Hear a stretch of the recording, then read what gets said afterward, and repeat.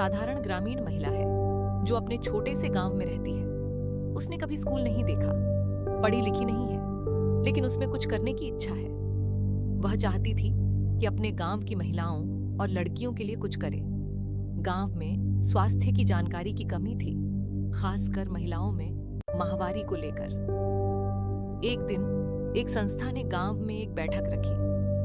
इसमें महिलाओं, पुरुषों और लड़कियों ने माहवारी और उससे जुड़ी समस्याओं पर चर्चा की। सीमा ने पहली बार देखा कि माहवारी जैसे विषय पर इतनी खुलकर बात हो रही है। ये उसके लिए आंखें खोल देने वाली बात थी। बैठक में हिस्सा लेने के बाद सीमा ने सोचा, मुझे भी इस संस्था के साथ जुड़कर कुछ सीखना चाहिए। लेकिन फिर उसे लगा, मैं तो पढ़ी लिखी नहीं हूं, क्या मैं ये सब सीख पाऊंगी? लेकिन उसने हार नहीं मानी। वह संस्था में गई, बातचीत की और जानकारी हासिल की। सीमा संस्था में काम करने लगी। धीरे धीरे उसने पढ़ना लिखना सीखा, लोगों से आत्मविश्वास के साथ बातचीत करना सीखा। उसने पहले कभी सिलाई कढ़ाई नहीं की, लेकिन संस्था में सीखकर कपड़े का पेड़ बनाने लगी। साथ ही उसका सही उपयोग और माहवारी के दौरान स्वच्छता बनाए रखने की पूरी प्रक्रिया को समझा। सीमा ने खुद तो सीखा ही, गांव की अन्य महिलाओं को भी सिखाना शुरू किया।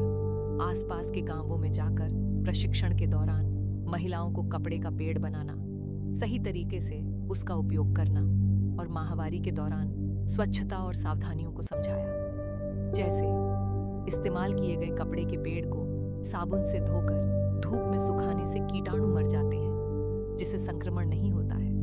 किसी भी पेड़ को 6 से 8 घंटे के अंतराल में बदलना और साफ पानी से अपने शरीर को साफ करना चाहिए, ताकि स्वच्छता बनी रहे और संक्रमण का खतरा भी न हो। एक बार इस्तेमाल किए गए पेड़ को पेपर या नेपकिन में लपेटकर कूड़ेदान में फेंकना जरूरी है, ताकि पर्यावरण को नुकसान न पहुंचे।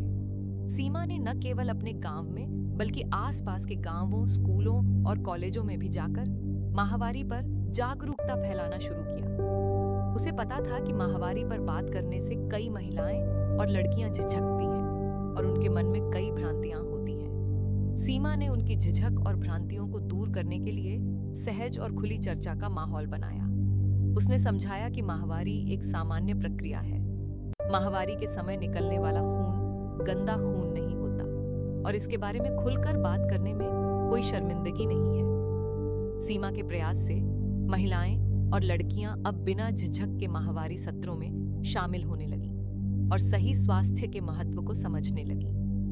उसने मेहनत और लगन से अनेक महिलाओं और लड़कियों को जागरूक किया।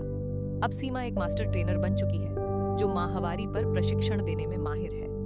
अब तो सीमा ने लड़कों और पुरुषों के साथ भी माहवारी के बारे में बात करना शुरू किया है, ताकि वे भी इसके बारे में जानकारी पाएं और गलत धारणाओं को दूर करने में मदद करें। सीमा की कहानी इस बात का प्रमाण है कि शिक्षा सिर्फ स्कूल की दीवारों तक सीमित नहीं है। सीमा की यह यात्रा हमें सिखाती है कि बदलाव लाने के लिए दृढ़ निश्चय और मेहनत की जरूरत होती है। सीमित संसाधनों के बावजूद वह अपने सपनों को साकार करने में सफल हुई। उसने न केवल अपने जीवन को बेहतर बनाया, बल्कि अपने समुदाय की भी मदद की। आज सीमा अपने गांव और आसपास के क्षेत्रों में माहवारी स्वच्छता पर एक प्रेरणा स्रोत बन चुकी है।